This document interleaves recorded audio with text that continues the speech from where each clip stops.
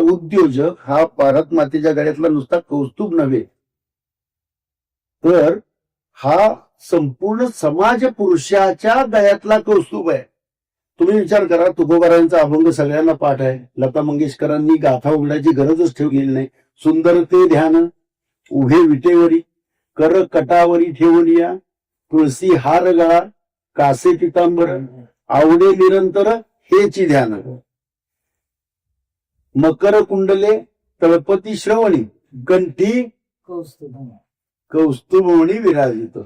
आता पांडुरंग म्हणजे कसं आहे? सहस्त्र शीर्षा पुरुषः सहस्त्राक्षः सहस्त्रपात सभूमी विश्वतो ऋत्वा 33 दशांगुलम, हा पांडुरंग आहे.